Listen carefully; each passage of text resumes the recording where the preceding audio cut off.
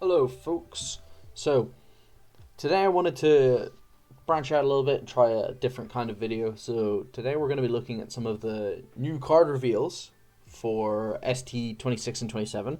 The the purple and black Luffy starter deck and the Blackbeard starter deck.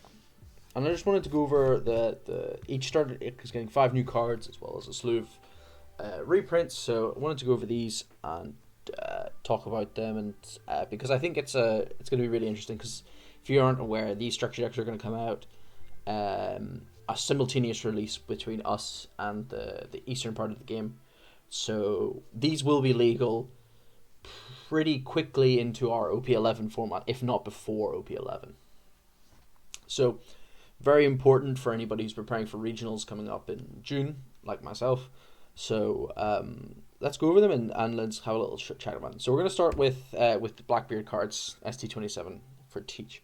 So Teach gets this new 1-drop, Alvaro Pizarro, who generally I don't think we'll see very much play, but he does have a very interesting effect in that you can rest your stage to give him plus 4,000 power, and he's a 1-drop 5k, and then on KO he draws a card. So it's kind of similar to the 3-cost Sanji, the red one.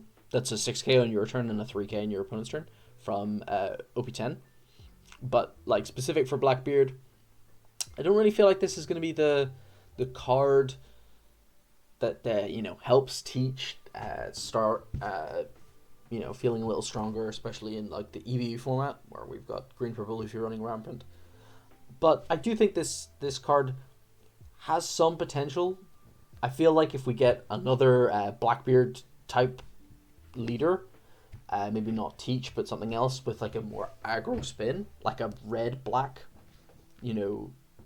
aggressive Blackbeard deck, that could be really interesting. But as for now, I don't think this will see much play. We got a 2k Katarina Devon.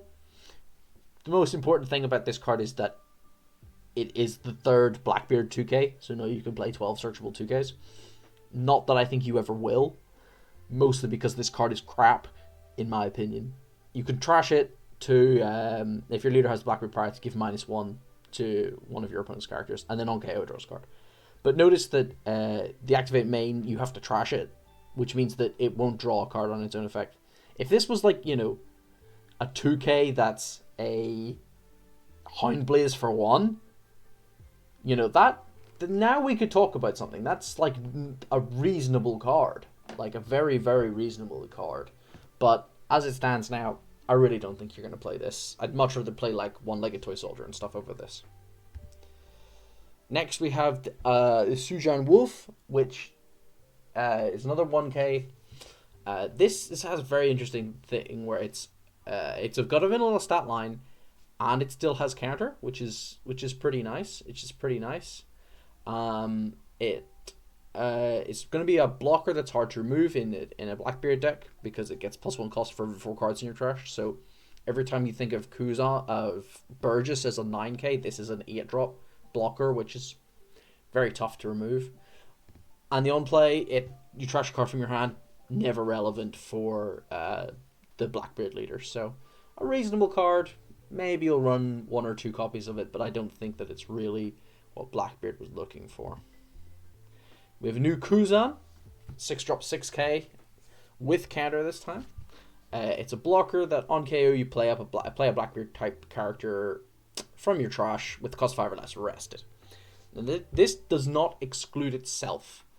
Now obviously it can't play itself because it's a 6-drop, but it doesn't say that you can't play Kuzan off of it. So you can play the OP10 5-drop Kuzan. Now, obviously, 5-drop Kuzan can't be removed except by battle, so you have to be careful if you're going to do that, because obviously you don't want your opponent to swing into it, because it does come out rested. But again, it's another Kuzan that plays Burgess from trash, so what's not to love? And he also will block an attack, so this card seems solid. I'm not sure how great it'll be in the way that Blackbeard currently wants to play, but definitely a card that may help you survive some more aggressive matchups such as GP, Luffy, and such. And finally, we have probably the best card revealed for this starter deck. Pretty much exactly what everybody was wanting. It's Jack. It's just Jack. So this is the new Marshall D Teach. 7-drop, 8k power. Wow, those are Jack stat lines. Activate main, rest it. KO up to one of your opponent's characters with cost 3 or less. So it doesn't cycle the same way Jack does, but it does KO things, and it's searchable. It also has another effect on KO. Add 1 black card from your trash to your hand. So not only now do you have Jack, you also have this. Now this is definitely, for like the Teach deck, you wanted a searchable Jack was like almost exactly what you wanted. And this card will be really, really good because you can set up Van Augers or Kuzans to play Van Augers the turn before you play this, and it can like really help you get a lot of clears. And I think this card is like pretty much exactly what Blackbeard was looking for, so it's really interesting. But I wanted to point out something, that none of this stuff is leader locked.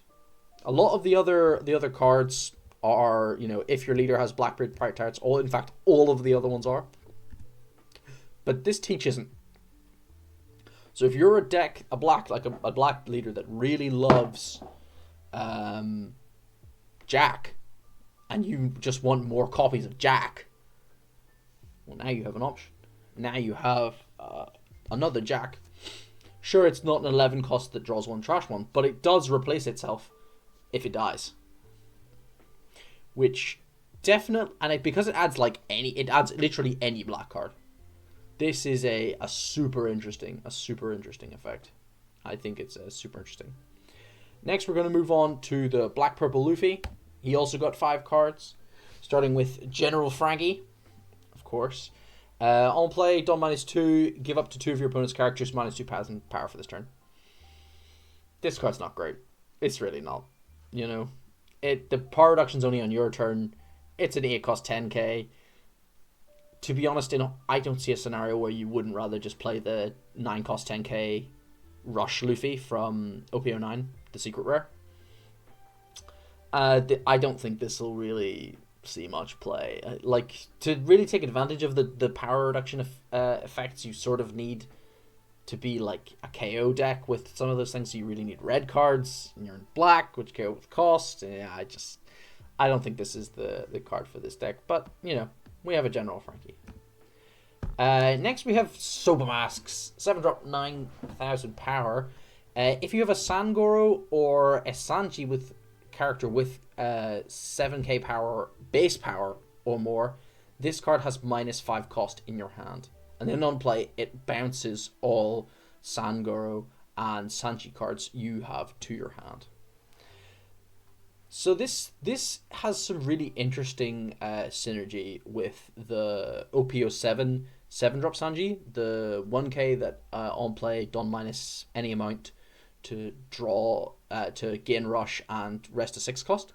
Because for 8 Don, you can play the Sanji, rest their guy, swing 7k into something, and then because you're purple black Luffy, you get the 2 Don you returned with the Sanji effect back to your back, so you have like one comes back rested, one comes back active, so you'll have 2 active Don. You can then play this for 2 and bounce the Sanji back to your hand, and you're left with a 7-drop 9k that's now not rested, and you've returned your 1k and also an option to rest someone's blocker. I'm not sure how reasonable that is for a play.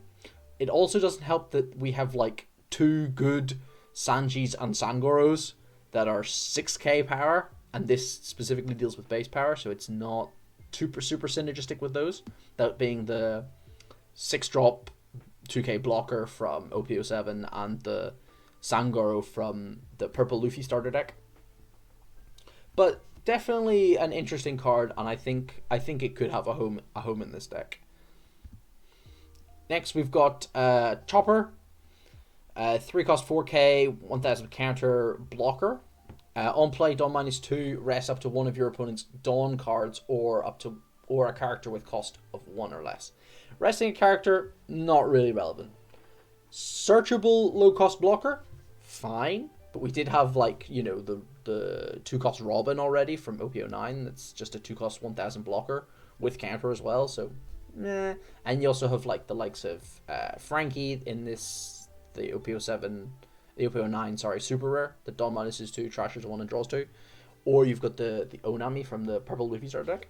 But I think the resting of a Dawn is a really interesting effect because it means that you can play this against blue purple Luffy, and you can rest their Dawn whenever they do their like 9 Sanji into 9 Mom or Katakuri play.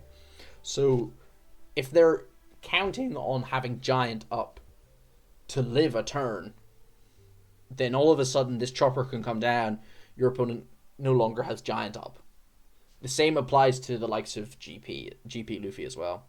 So this card I think has some potential, and I think definitely, especially with the resurgence of Black Purple Luffy coming into the OP11 meta that we've seen on the Eastern Front, there's definitely some room for this. Next onto our super rares, we've got possibly exactly what this deck needed. This is a 3-cost 4,000 power Robin. It's a 2k counter, and on play, Dawn -2, add a Dawn, active. This is a second 3-cost Zoro. That's a 2k. This was so many times I played that deck, and you'd go first. You go, okay, I look at my hand, I see that I don't have 3-drop Zoro, I can't do anything. My whole game plan is slowed down because now my Bond Clay that I have in hand now only ramps when I get to 5 Dawn, and then I go to 5 to 8, and that's fine, but not really what I want to be doing. I want to be going 3, 6, 8, 10, or such and that. And having another 3-drop that is also a 2k, that's just another Zoro, is excellent, and I think that this is a super great super great pickup. And last but not least, we have the 6-drop Luffy. 6-drop 7k Luffy. On play, when attacking, Dawn -2. If your leader is multicolored and your opponent has 5 or more Dawn cards on their field, your Straw Hat type leader's base power becomes 7,000 until your opponent's next end phase. That's a whole slew of words.